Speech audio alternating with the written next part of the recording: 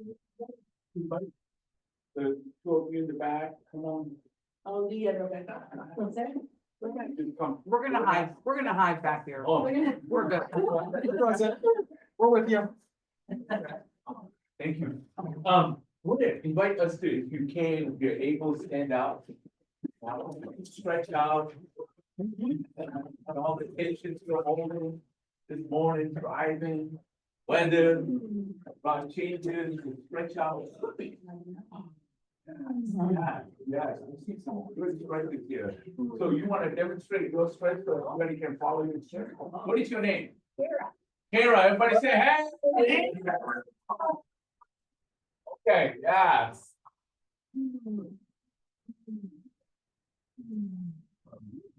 What about you, bro? Mike. Mike, everybody say hey. Hey. You want to, oh. Yeah. Oh. So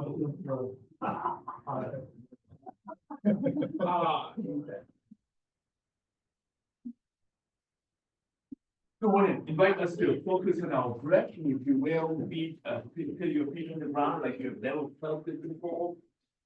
By deep breath in.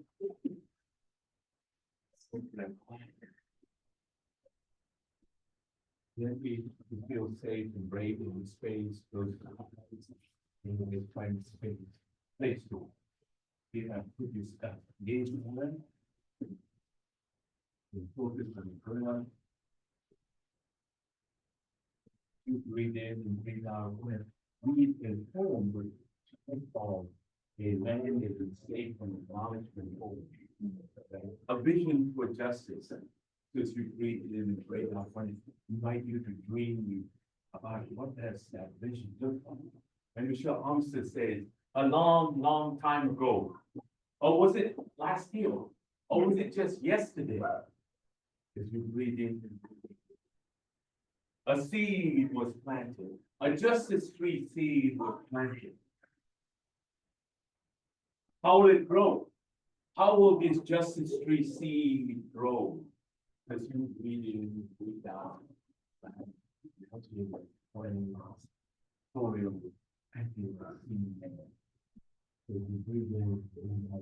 When the ground is poisoned with lies and trees, how will it grow? How will this justice tree grow when water spills the blood of African and indigenous bodies? Deep breath in. How will it grow? When the stories of the settlers is the sun that scorches the earth, burns our backs and drinks our tears. Deep breath in.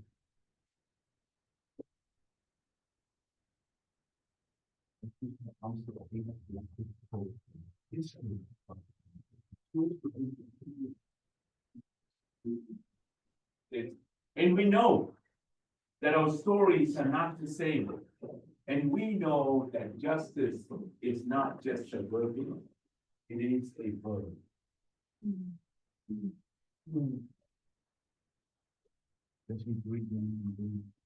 He says, and we know that this work is all about, or the things that we do are all about taking care of the babies until 7 generations.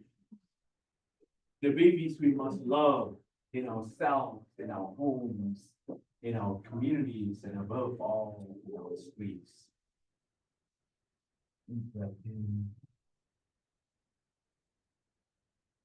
She goes on, she says, we bear witness, we create safe and brave spaces. We learn from the past to see the future. They say it's both. Michelle Armstead invites us to tell our stories, share our narratives, and then, maybe then, these moments that we are together will become a movement.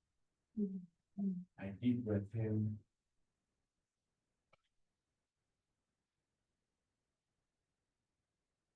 Or gently invite you to open your eyes, look around, see who's here. I say hi, however you express your joy.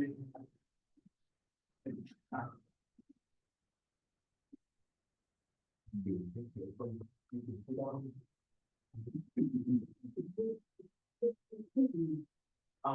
is that home sitting? How's that home sitting? We start with you, with your name. Nate. Nate, everybody say hey. Hey. Right. What's, any feelings and that came out for you as the whole group? I think about I think one of the lines was the water with the blood of black and indigenous bodies. I just think of that as we model it. So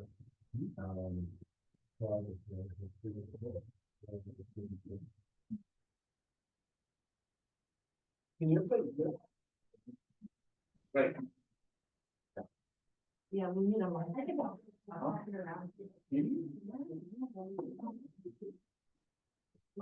It doesn't go away. So it doesn't always stretch as far as you want. Right. We'll try. Okay, yeah, we can stretch. Oh, we can stretch. What about you, bro? Like that. What's your name? Lee. Lee, everybody say hey. Hey. Now, any thoughts, any feelings, emotions, what came up for you? I guess like with the idea of planting seed, this tree of justice, and just how fragile that is, and how requires kind of constant care to protect that. And that, there are forces trying to cut it down. This poem probably will be scrubbed from the government. Yeah. That is, women cannot be mentioned. Right? So now we are all better, whatever, yeah. It'll be scrubbed from our data set. So, yes, Some of us. what's your name? Rico. Rico, everybody say hey. Some of us feel impatient. Many of us do. Black, brown, white allies. And I get the sense of right now, I'm sick and tired of waiting. I'm sick and tired of questioning and wondering and pondering and writing and reading and listening and hearing and I want more boots. I want more action. And there's a violence in me that stands for generations.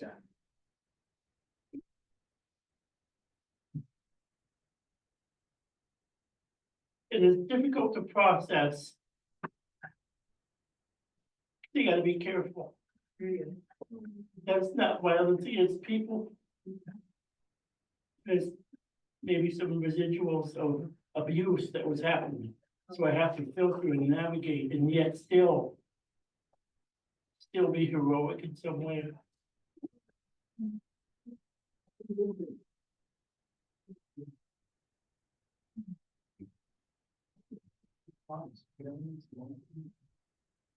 Yeah. Well, and that very significant poem triggered a memory in me of returning from the hospital with my firstborn baby. And I'll get emotional too, because those of you who've been in that situation know what the incredible sensitivity that one has with that incredible sense of love, overwhelming. And as we were driving down Chicago Avenue, a little black boy ran in front of the car. Okay, so, this is the kind of thing that happens in our neighborhood, a kid that's too young to be alone and taking risks. And I just thought, oh my gosh, somebody cares about him the way I care about this newborn. And imagine how we treat each other and how we should treat each other. And if we could harness that compassion and love. So that, yeah, on Thursday, I had a chance to, I don't think I was invited, but I did go and attend a group of commissioners, people from our community appointed to sit on this commission to look at sentencing guidelines. And I'm often, I question that whole process. But here's, right, people gathering from, and mostly judges, mostly prosecutors, mostly defense attorneys, and maybe one or two people who have been impacted by acts of violence or harm. No, there was only one person, and then another person who has been incarcerated. And then maybe some community agencies that work with people who have been harmed, right? So, and I'm sitting in this room full of people, and they are looking at this chart and saying, yes, if they commit this act, and if this is their first time, this is the kind of punishment that we'll give them. And then the commissioner, one of the commissioners said, oh, but we can create more categories, and you can create, instead of going from 8 to 9, you can say 8.5, and we want to have this type of punishment. And it was supposed to end at 4 o'clock. It was 5 o'clock when they say, okay, you want to talk? And I said, yeah, sure. And everybody's revving to leave. And I'm thinking to myself, I said, please help me understand. We're in the year 2025, right? How much more punitive are we going to get? Right? We have already dropped 2,000-pound bombs on communities. Right? How much more punitive do we want to get as a community, as a society? Right? So I've always wondered, like, how do we think? What are we thinking about when it comes to people's lives? Because at the end of your decision making is a human being. Right? And I said, and I know this, right? Because I've been inside and outside of prison, and $1 billion of Minnesota budget money is going to maintaining our 10 prisons, right? 1 female prison, 1 juvenile, right? And then 8 male prisons. $1 billion. And an average stay a night is about $140 inside of prison. For $140, I can put you up at like some nice large hotels, right? Like real cool, right?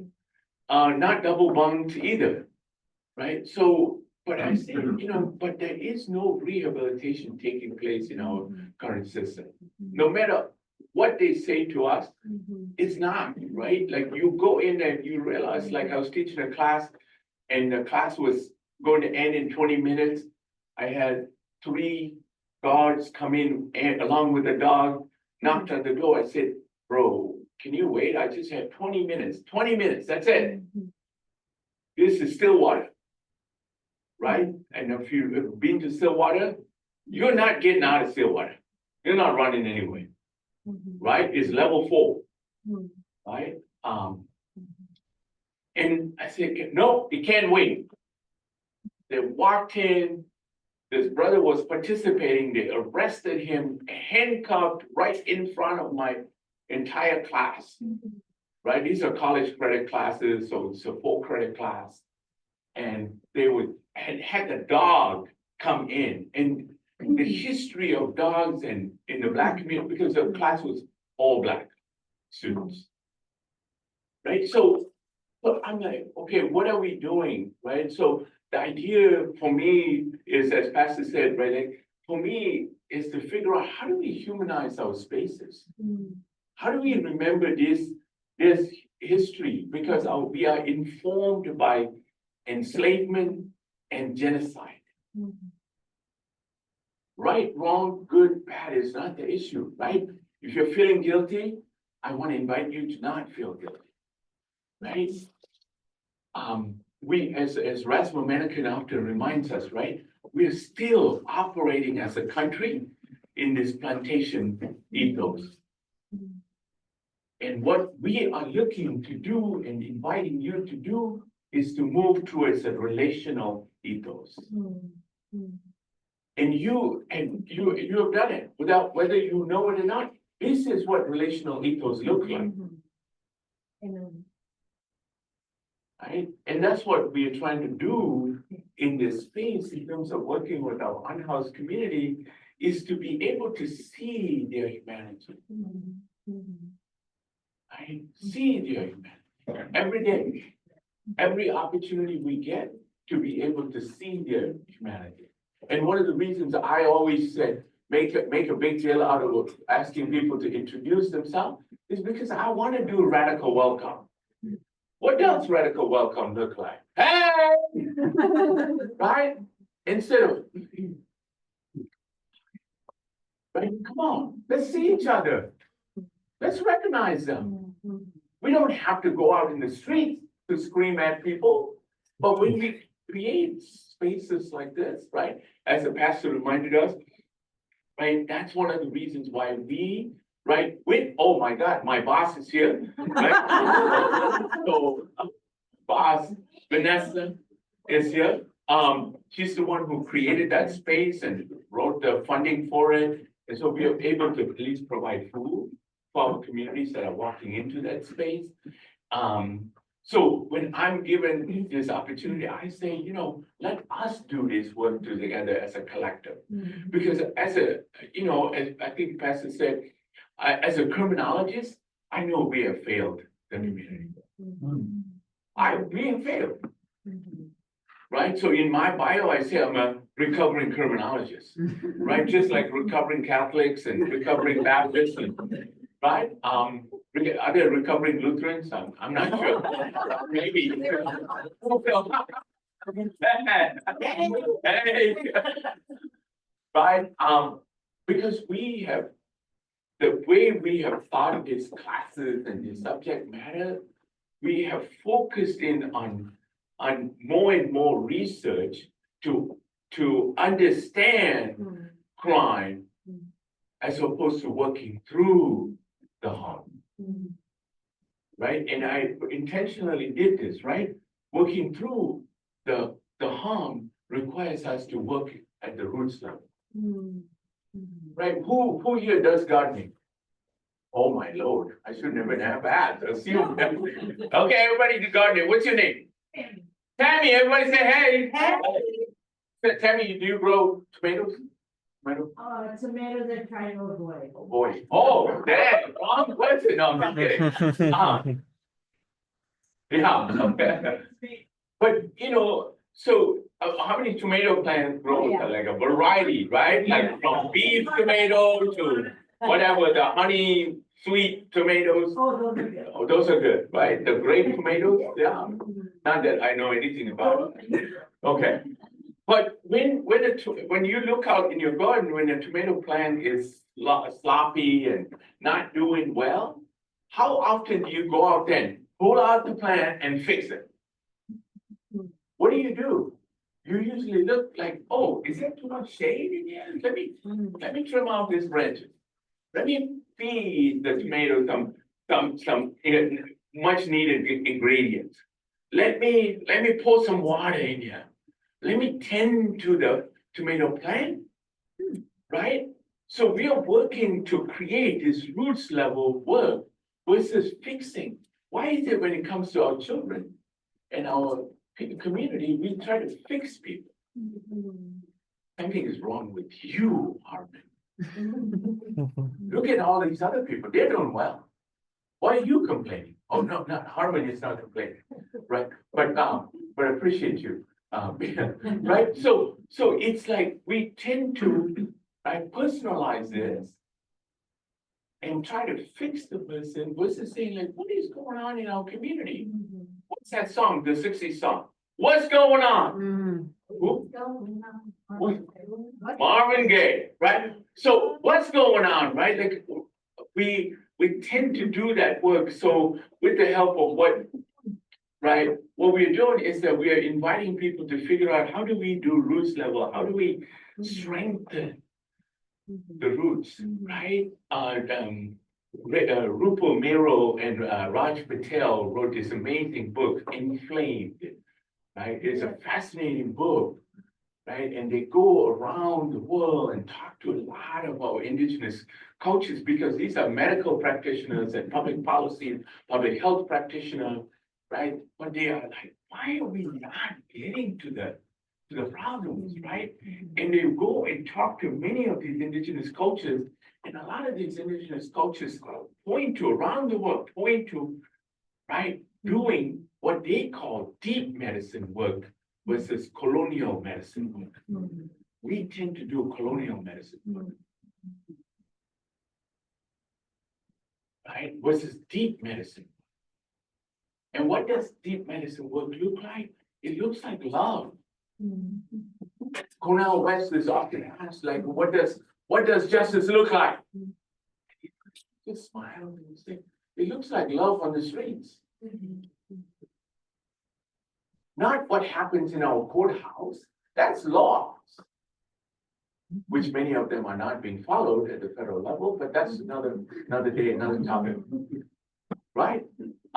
Those are laws. But justice is love. Right? So how are we creating an ambiance and community to do deep medicine work? Right?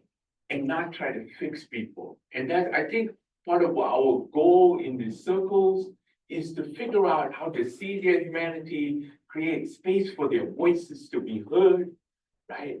And build camaraderie and relationship with one another. Even if it is temporary in that moment, right? Those moments, as Michelle Armstead reminds us, becomes a movement. It becomes a movement. And I do a lot of protests, right? A lot of protests. And sometimes people ask me, what's the point? I often go to protests with one goal, right? The goal is to build community. Right? I'm not trying to fix the problem. I'm not trying to, right, change anything. I just want to build community so that we can keep showing up as a community, right? And that's what movements do, right? For me, movements have always been about raising consciousness and building community, right? And circles are made, right? We usually do circles without anything in the middle, right? Because we say that we need to be able to see our entire self, right? Cesar Chavez and Muertes, right? Like Huerta. She and Cesar Chavez often asked questions like, so what's the next thing y'all are gonna protest on? And they always smile at each other and they say, it has never been about tomatoes and grapes and lettuce. It has always been about the human being. Right? But we take our focus off that humanity, right? And in the circles that we have going, we tend to really try to figure out how to bring everybody down in a way where they are not in the survival space, right? In their reptilian brain, right? And we, in the way we breathe, in the way we move, in the way the amazing food that is often provided, that sometimes no vegetarian food, but that's real not. In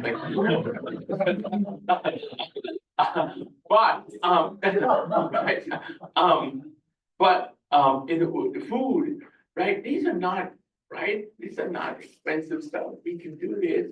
We create that sense of community, and people can let their guard down. And once they get out of their survival space and they are in their prefrontal cortex, in their heart space, right? They are able to be vulnerable without having any fear of being taken advantage of. Right? Because we are, as a society, a lot of us are functioning in our survival space. Right? And we react versus respond.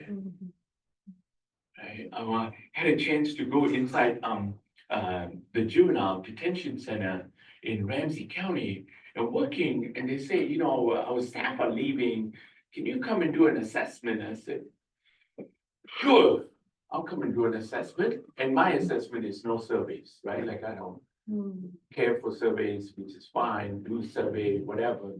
But I want to really listen to the voices, consulting circles and listen. And I listen to staff after staff after staff after staff. and collected all of these notes, right? A note taker was taking notes, and at the end, the county assistant manager, whatever, deputy manager said, come and present your findings. Do you need a PowerPoint? I said, no. I don't like PowerPoint. Right? So, oh, you don't want a PowerPoint? Like, how many slides do you have? None. None. She said, but you've been talking to all these people. I said, yep. So I got up there and I sat in this table full of like amazing people. And so the deputy manager said, Raj, what's your finding? I said, oh, great question. People signed up to do hard work. You have made this place a hard place to come to. That's the finding. That's the finding. And it's like, what does that mean? I said, people came here to work because they cared about this youth. Not about signing to some documents, being here at 8 o'clock, and if 8 o'clock is your time, you have to clock in at 7:50, right? All of these rules and regulations that we have become barriers for them to be able to truly engage with their heart. Right? So find ways to do hard work, not make this place a hard place to come to work. How many of us find those like, I mean, I talk to teachers, any teachers in this room, former teachers, right? We have made teaching such a hard thing to do with so many rules and regulations that doesn't allow us to talk to our kids like kids. Engage them. Right? And I'm like, wow, I work with lots and lots of teachers in the St. Paul School District too.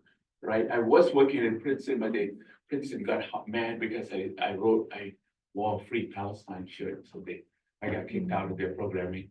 But that's fine. I mean, it's Princeton, right? Because I went there and asked them, I said, so what's your history? If you're doing racial equity work, what's your history? What do you mean by that? What's your history? What's Princeton's history? Well, Princeton was a slave owner, right? Came here, wanted to get into fur trade. So we need to know our history, right? We need to know the land that we are standing on to do this work, not to be guilty, not to be shameful, but to understand who we are. What are we standing on? Right? So the idea of like humanizing spaces is what we, right, every day try to do. And we do this with so many different ways, right? So many different ways. Grab a card. Okay, read it for us. What's your most beloved item? What's your beloved item? What is it? My kid. Wow. Sorry. Sorry, honey. You're second on the set. It's all right. You're still there. Right? So what's your beloved item? No. Huh? I don't think about that. You have to think about it, yes. My freedom. Your freedom, yes. Ooh. Yes. 30 years on probation. 30 years on probation.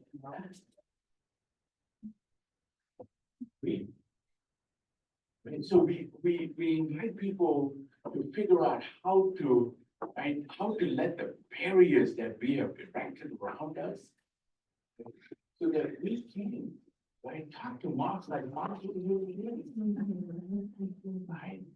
What's your favorite breakfast, Mark? Scrambled eggs and bacon. Man, you chose the most expensive thing on the item.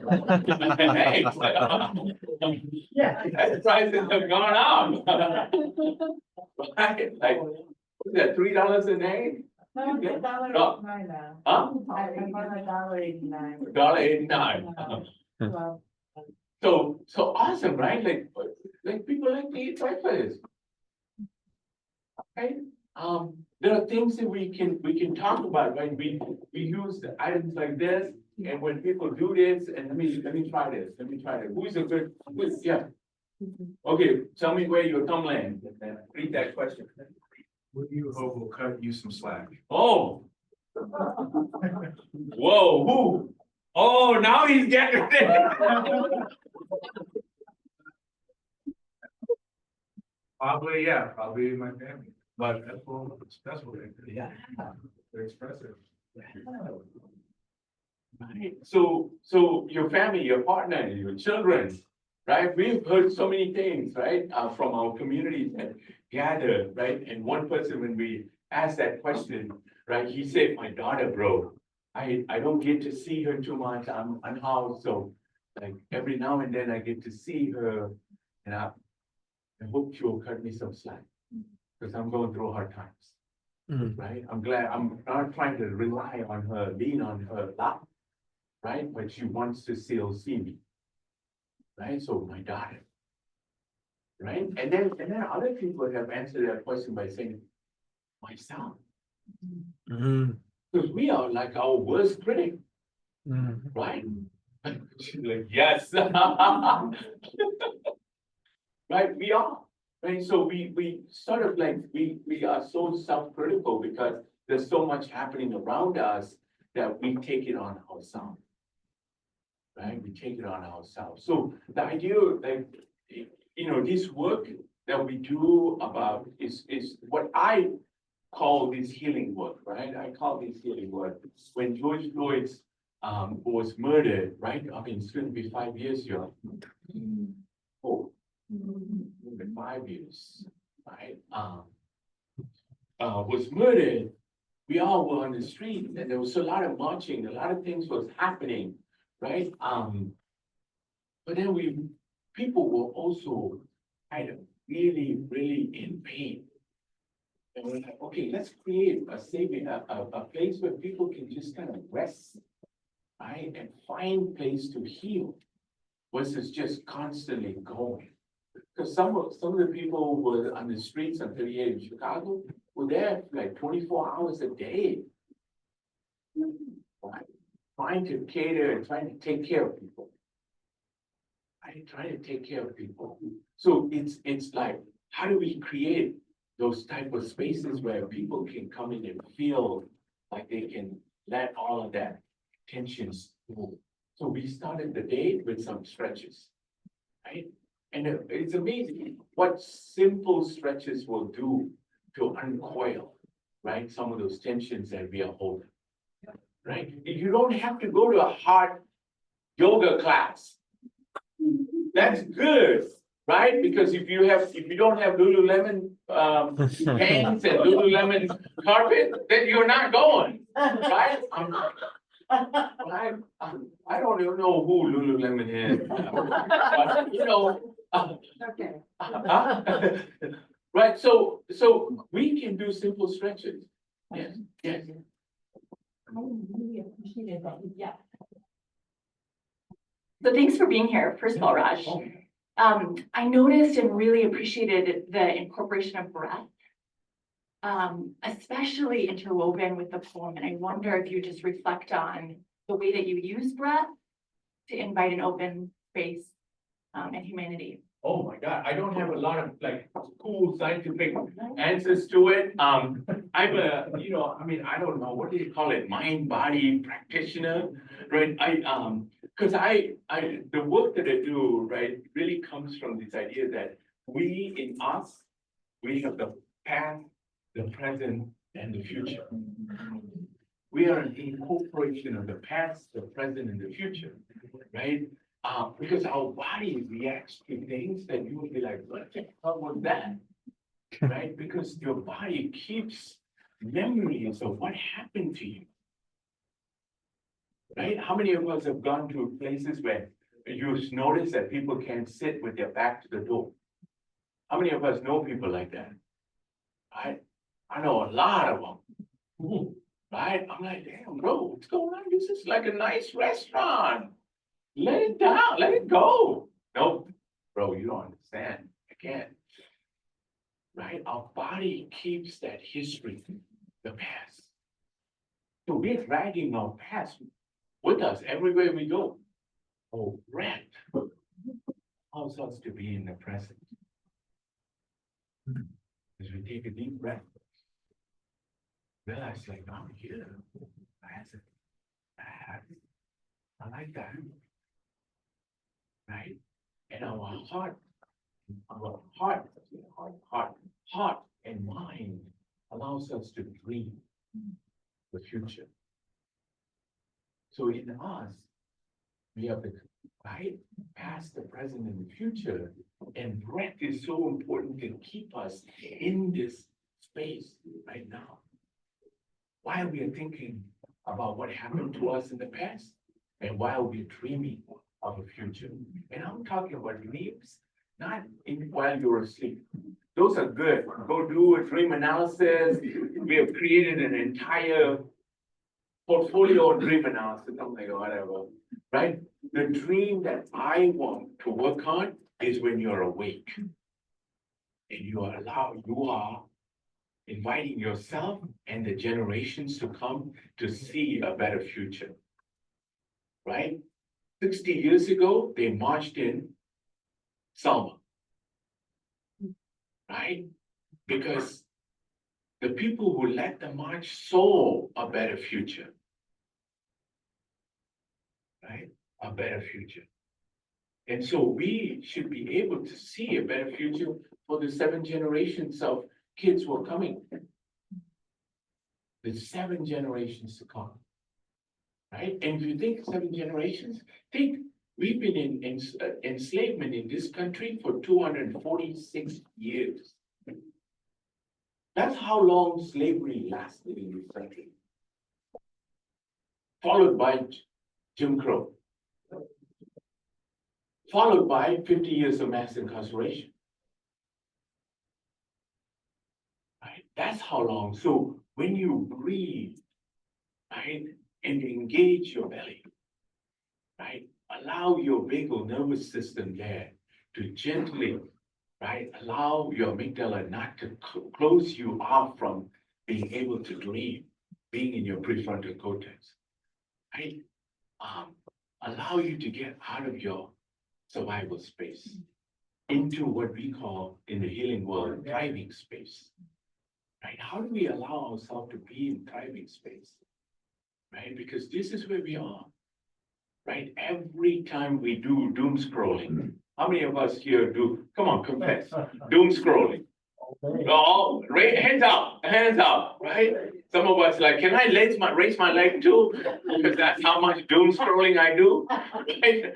But we do, right? We do those type of things, and I realize like the breath is the one thing that I am in control of. I don't need any more addition. I just say, hey, let me pause.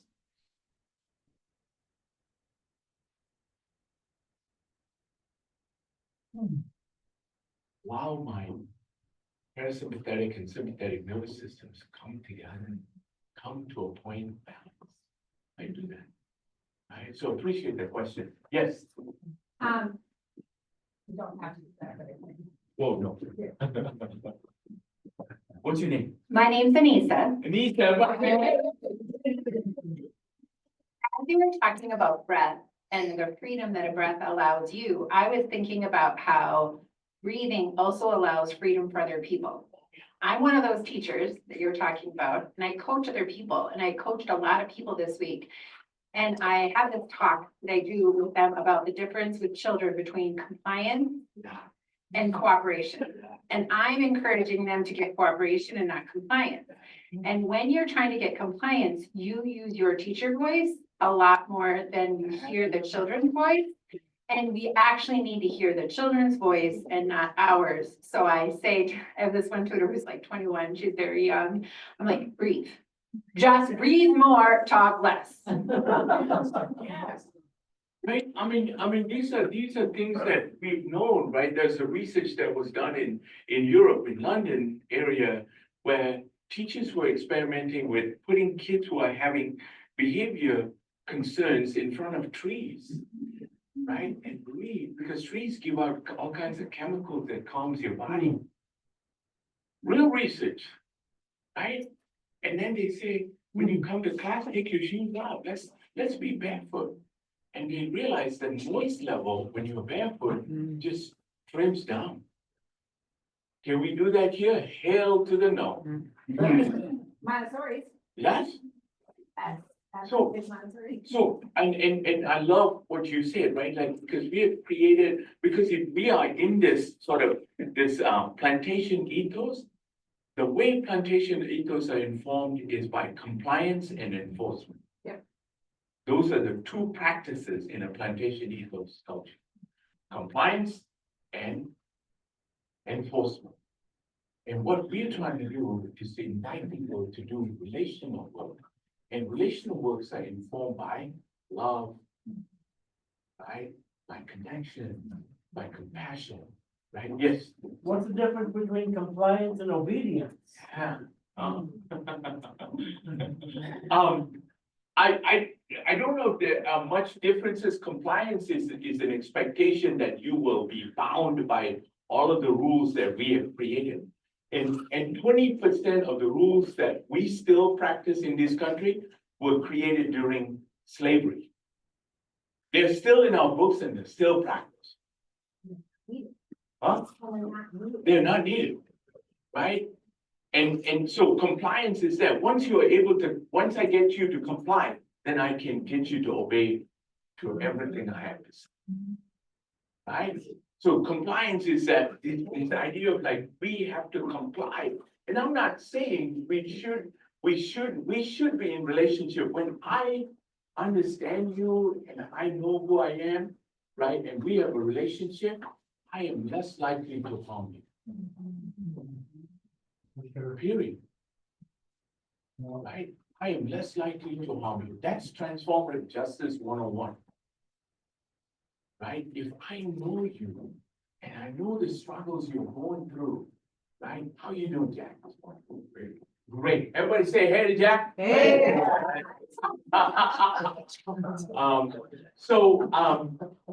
Right? When I know their humanity, I'm able to see and work with them and be in alignment with their humanity. I don't have to agree with them. But I will be in alignment. Yes. So,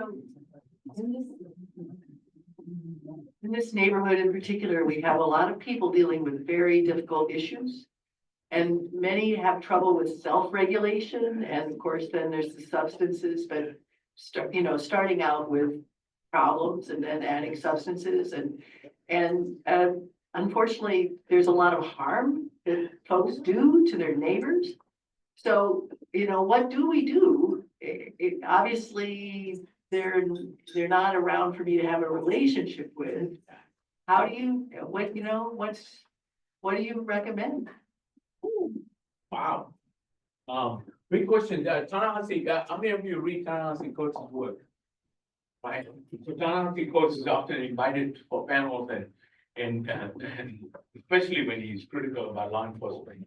The law enforcement often ask him like, so you talk so much about it. So what's your solution? He said, first, how much are you paid? You paid $100,000. Good. Right?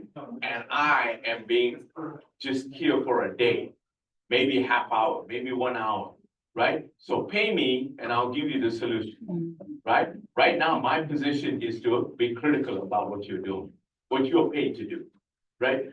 But that's not the angle I'm going to. I'm just joking, right now. But really, I mean, so part and parcel of my ask is that how do we do what GMCC is doing, right? GMCC has created an entire space to give people services that they need, right? And that's a pretty hot spot, that junction. And people come to that junction all around us on Lake Street and some of our encampments, right? And so create a space where we are constantly able to meet people's needs, right?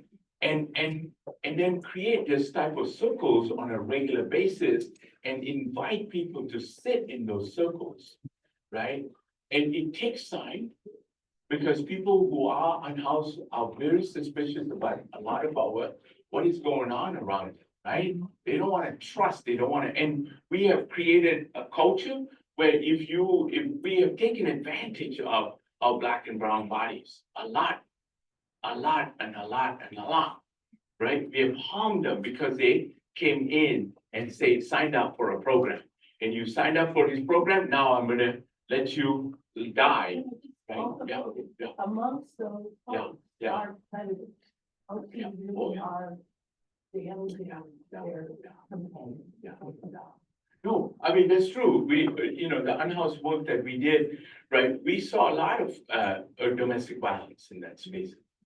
Right? There's a lot of like repeated people who have done repeated harm in our communities. So I am conscious of what you are asking, right? And but how do we recognize their humanity and their needs? Yeah. Right? When we recognize their humanity and their needs, and we are down here working with them, we are helping them to rebuild. Versus condemning people and distancing people, right? Everybody deserves a circle. Everybody deserves that love, right? Rico. I just want to say on behalf of predators Yeah. that we do heal through relationships. Oh, yeah. That's the only way we heal. And I used to say at AA meetings, there is no spiritual aspect to the 12 steps of AA. Yeah. It's all spiritual. All spectrum. Right? So, I, wanna invite us to, it's kids stuff. Okay, so I wanted just to end this with the sister, right? Civil rights sister often say, right? This idea of like, how you doing, bro? I am no longer accepting the things I cannot change. I'm changing the things I can no longer accept. Right? And, so how do we do that? How do we do that work? Let's do more of these type of conversations, right? Let's have these type of circles on a regular basis. Invite our community into this space. I was told that the kids are going to do a mad dash, so Yeah. I love y'all. Thank you so much. Let's give a hand round for Raj. And if you'd like to come and have a side conversation, is sticking around. And next week on Sunday, we have Vanessa Harrison. Will be speaking at our adult forum, talk about her faith journey and So, and Vanessa grew up in Philip. I wasn't here to talk today, I was here to support my friend. I grew up in Regina and I grew up in Bryant. So I grew up on 44th Park and 38th in Oakland, where George Floyd was killed. And that was a big trigger for me as to why I ended up coming back here. There's so much work to do and it's such a special place. I have the pleasure, thanks to Pastor, to be here next week to talk about my faith journey. It may not be what you expect, but I pray it blesses you. Yes. Amen. All right, thank you. Somebody's excited. Yeah, I want to know. Then you need to come back. Yeah. Yeah.